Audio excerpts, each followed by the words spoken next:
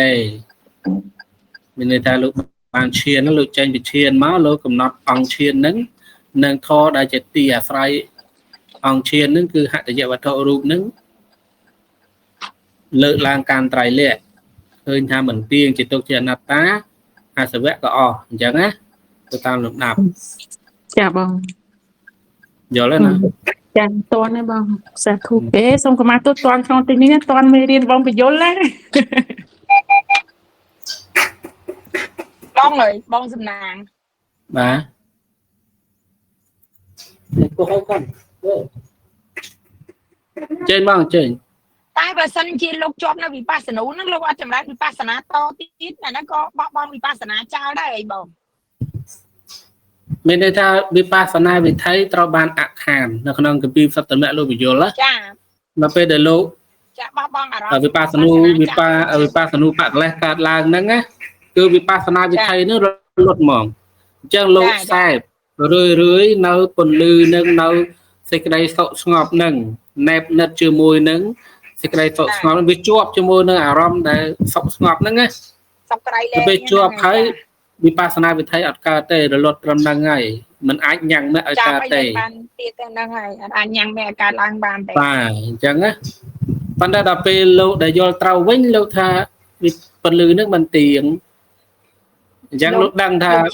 កំណត់វិបស្សនាចាណាមកវិញបាទនៅចានៅខ្សោយហ្នឹងនៅទុនខ្ចីហ្នឹងដល់ឧត្តចបញ្ញាញាហ្នឹងតែងតែកើតនៅវិបស្សនាបកលេសអញ្ចឹងលោកដឹងថាហ្នឹងគឺមិនមែនជាផ្លូវទេអញ្ចឹងណាអញ្ចឹងចូលដល់មគ្គមគ្គញានៅទស្សនវិសុទ្ធិឆ្លងមកថាហ្នឹងមិនមែនផ្លូវទេចាអាបលែងចោលហ្នឹងគឺជាផ្លូវអាកាន់យកនៅពន្លឺជាដើមហ្នឹងមិនមែនផ្លូវទេចាអញ្ចឹងពន្លឺហ្នឹងតែតែមានហើយមិនទៀងអញ្ចឹងណាបាទអញ្ចឹងវិបស្សនាវិថីអត់រលត់ទេបន្តទៅទៀតរហូតដល់ញ៉ាំងមកឲ្យកើតចាប៉ុន្តែបើចាប់យកនៅវិបស្សនាបកលេសហ្នឹងហើយខ្សែណែបនិតជាមួយនឹងពន្លឺជាដើមហ្នឹងហើយវិបស្សនាវិថីរលត់ហើយចាលែងឃើញថាមិនទៀងជាទុកជាអនត្តានៅនាមរូបនឹងទៀតហើយមិនចឹងចាបងវាទៅតែពេញចិត្តនឹងពន្លឺនឹងសេចក្តីសុខស្ងប់នឹងបៃតិប៉ាមកជាឯណោះណែបនិតនៅនឹងហ្មងចាយល់เลยជួបសម្រាប់ប្រតិជនចាបាទរយៈលោកមានអីទេដូចឆ្លងផុតហើយនឹងចាមានហើយអ្នកដែលបដិបត្តិខុសមានអីកើតមិនចឹងអត់ត្រូវហ្មងមិនអ្នកដែលខ្ជិលជាអូអត់ព្យាយាមមានអីកើតខ្ជិលបងចឹងបានអីកើតអញ្ចឹងអត់កើតចំពោះបុគ្គលហ្នឹងចាក្នុងន័យនេះមានន័យថាការចម្រើននឹងចម្រើនហើយចម្រើនទៀតជាប់តមិនដាច់ទេបងបាទហ្នឹងហើយដូចថាចម្រើនហើយចម្រើនទៀតហ្វឹកហាត់ហើយហ្វឹកហាត់ទៀតអប់រំហើយអប់រំទៀតដូចថាមិនដាច់ទេបងបាទព្យាយាមឲ្យនៅស្បែកនឹងឆ្អឹងហ្មងទៅទោះបីសល់តែស្បែកឆ្អឹងយើងមើលប្រវត្តិរបស់អរិយៈដែលយើងសិក្សារឿងសូត្រលោកព្យាយាមខ្លាំងណាស់ហើយយើងមើលនៅក្នុងសកបញ្ហសូត្រប្រធេរៈអង្គណាខ្លះដែលអត់សឹងប្រហែលឆ្នាំហើយអង្គណាខ្លះដែលមិនសឹងអស់រហូតដល់បរិនិព្វានតែយើងសិក្សាបសូត្រមកជួបអញ្ចឹងណាព្រះមហាកសបៈដូច120ឆ្នាំយើងមើលនៅក្នុងដែលលោកបញ្យល់នៅក្នុងចំណុចនេខមៈសេតតោមនោយើងមានតែរៀនរហូតបាទមានន័យថាតោមនោគូសែបគឺតោមនោដែលចិញ្ចាកាមមានតែលោកអប់រំអត់បាននៅមគ្គផលហ្នឹងណាលោកខោទឹកភ្នែកលោកយំប្រឹងតែអត់បានសម្រេចទេលោកយំដល់ពេលមានធីតាមួយព្រះអង្គដែរទៅដាស់តឿនហ្នឹងធីតានោះយំដែរលោកសួរថាយំដើម្បីអីដើម្បីមគ្គផលមកពេលអត់បានមគ្គផលបានយំដល់ពេលអញ្ចឹងលោកតាំងទេពធីតាហ្នឹងមកចំអកឲ្យដល់ពេលអញ្ចឹងលោកប្រឹងទៅបានជាព្រះអរហន្តទៅបានអូនសិស្ស30000អង្គដឹងថាអាចារ្យជាព្រះអរហន្តហើយខុសមកតាមអាកាសមកបដិបត្តិចំពោះអាចារ្យគេហៅថាអចរិយវត្តណាមកលៀងជើងលៀងអីចុះលោកអត់ងូតទឹកអត់សឹង30ឆ្នាំហ៎ចាស្រាប់បងស្រាប់បងលោកថាចាំខ្ញុំកណាលៀងខ្លួនឯងដល់ពេលឮដល់សកទេវរាជចុះមកដែរ ជាមួយនឹង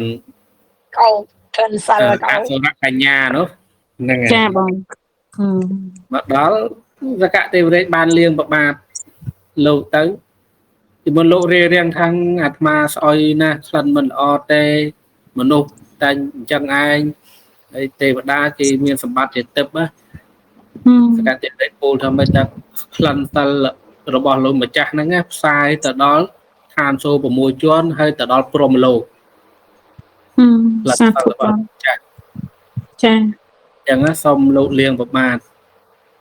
ហើយក៏ត្រឡប់ទៅទីលោកវិញទៅ30ឆ្នាំហើយរួចទៅ3ឆ្នាំបាទ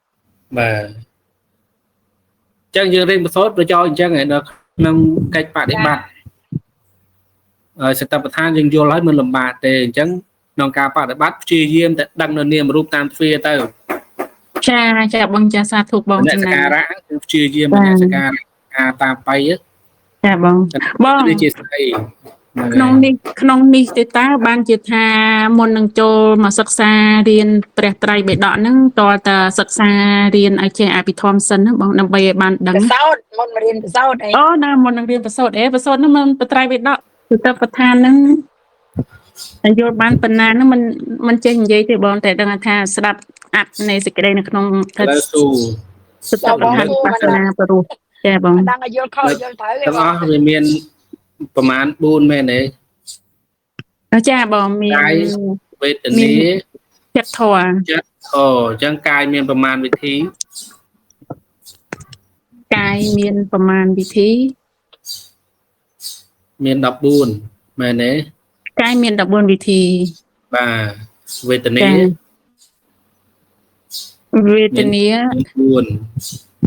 ចិត្តមើលកាយចាចិត្តមាន16ធម៌ដល់ពេលធម៌មាន5ធម៌មាន5អញ្ចឹងកាយ14ហ្នឹងគេចែកជាបព្វៈចាណាបាណាបព្វៈ1ទេកាបដ្ឋៈបព្វៈ2អីទៀតបដិកលមនសការៈបព្វៈចេតមនសការៈបព្វៈសម្បជញ្ញៈបព្វៈនវសៃវតកាបព្វៈចឹងយើងត្រូវដឹងទៀតថាបព្វៈណាខ្លះដែលព្រះអង្គសម្ដែងដោយអំណាចនៃវិបស្សនាបព្វៈណាខ្លះដែលព្រះអង្គសម្ដែងតកតទៅនឹងសមថភាវនា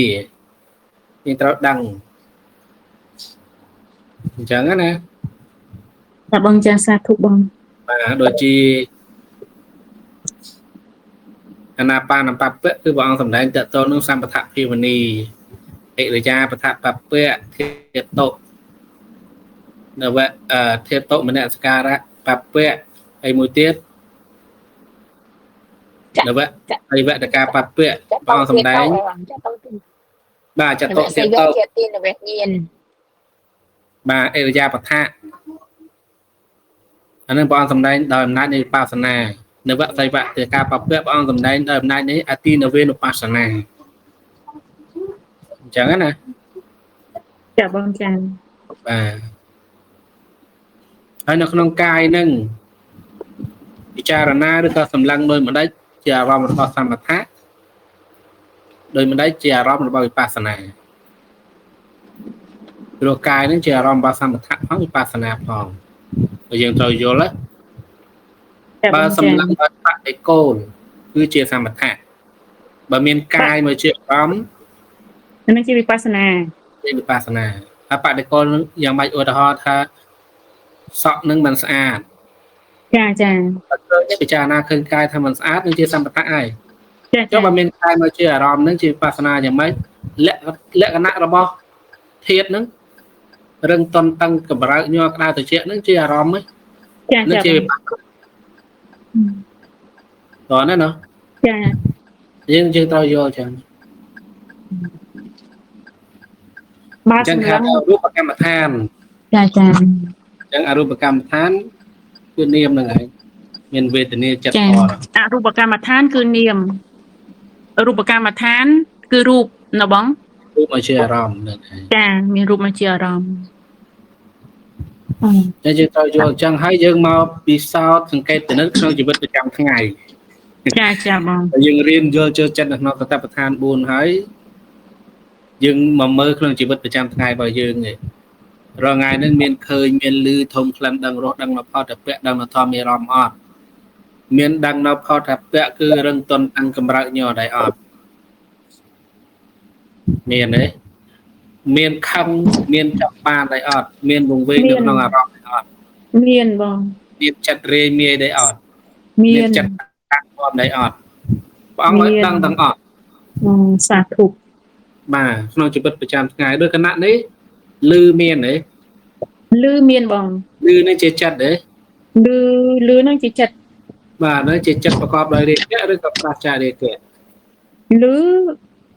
បើដឹងត្រឹមតែលឺអាហ្នឹងប្រះចាក់រាគៈឯងបងបាសក់ បាទចិត្តលឺនេះគឺជាចិត្តប្រាសចាករាគៈ ចា ហើយមានបានពិចារណាឃើញអញ្ចឹងអត់ តែអញលឺអីប្រកបដោយរាគៈហើយ ដោយសារអីហេតុបច្ច័យនៃសតិនឹងអត់មាន ចាបងហេតុបច្ច័យនៃសតិនឹងអត់មាន សតិបញ្ញានឹងកើតអំពីបច្ច័យអញ្ចឹងណា ចាបង យើងទៀមទាការសិក្សារៀនសូត្រស្ដាប់សង្កេតពិនិត្យខ្សែគប់នៅកល្យាណមិត្តសន្តានាគួរអីច្រើនទៀតតកតងនឹងខណ្ឌអយតនៈដែលជាអារម្មណ៍របស់វិបស្សនាហ្នឹង ចា ព្យាយាមដឹងគេថាព្យាយាមមនសការៈដឹងនាមរូបដែលប្រកបតាមទ្វាដូចគណៈនេះអញ្ចឹងគឺលឺកំពុងមានកំពុងប្រកបដែលយើងគិតថាហ្នឹងមនសការៈដែលយើងដឹងថាជាចិត្តដែលប្រាសចាករាគៈ ចា បើលឺជាវិបាកចិត្តមែនទេ ចា បាទវិបាកចិត្តគឺមិនប្រាសចាករាគៈ ចា ចិត្តពេលលឺហើយត្រៃអររីករាយនឹងសម្លេងនឹងអានេះជាចិត្តអីវិញ អាហ្នឹងរាគៈបង តែជាចិត្តប្រកបដោយរាគៈ ចា ប៉ុន្តែយើងត្រូវដឹងព្រះអង្គឲ្យកំណត់ដឹងអញ្ចឹងណា ចាបង ប្រកបដោយរាគៈហើយចិត្តប្រកបដោយរាគៈហ្នឹងបានឲ្យចិត្តឲ្យខ្លះ ចិត្តប្រកបដោយរាគៈហ្នឹងអា បា ហ្នឹង នដល់លោកដាក់ពុចិត្ត8ដួងហ្នឹង ចា បាទចុះចិត្តប្រាសចាករាគៈវិញ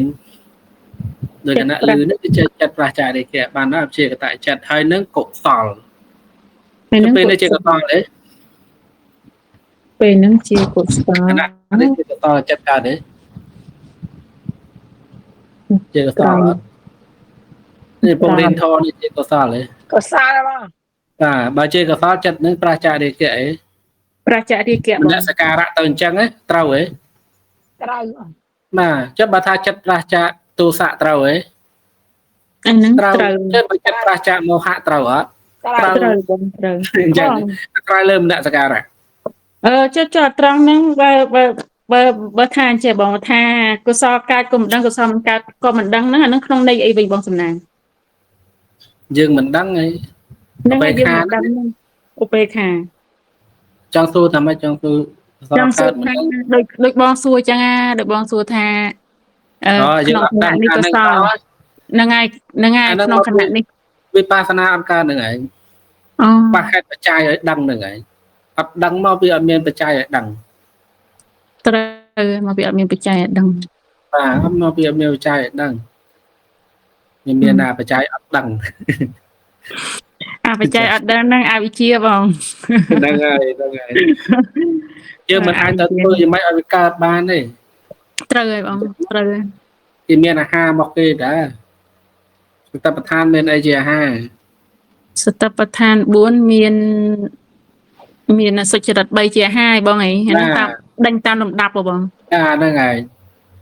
គេត្រូវមានសុចរិតអញ្ចឹងជាអាហារ ចា មានអាហារហើយនេះយើងមានឥឡូវនៅក្នុងសុចរិតនេះបងរៀនសុចរិតទេ សុចរិតទេបង ហ្នឹងហើយកំពុងតែដាក់អាហារឲ្យសតិប្បដ្ឋានហ្នឹង បើមិនទាន់ជារឿងបុគ្គលយើងម្នាក់ទេ ចាត្រូវ ហើយនឹងសេចក្តីព្យាយាម ចា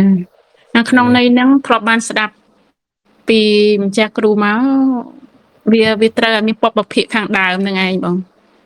ពពភិកខាងដើមហ្នឹងត្រូវតែមកទៅតាមពិតទៅក៏លោកប្រាប់ហ្នឹងក៏នៅក្នុងន័យដាស់តឿនអញ្ចឹង ខាងដើមហ្នឹងគឺស្ដាប់គឺសន្តានាសាកសួរមិនចឹង ចាបងចា ពីខណ្ឌ អំពីធាតុពីអយតនៈពីឥន្ទ្រីពីបរិច្ចាអីជាដើមហ្នឹងណា ចាបង ឲ្យយល់ចូលចិត្តដល់យើងរៀនចិត្តចេតសិករូបហ្នឹងយើងរៀនពីខណ្ឌដែរ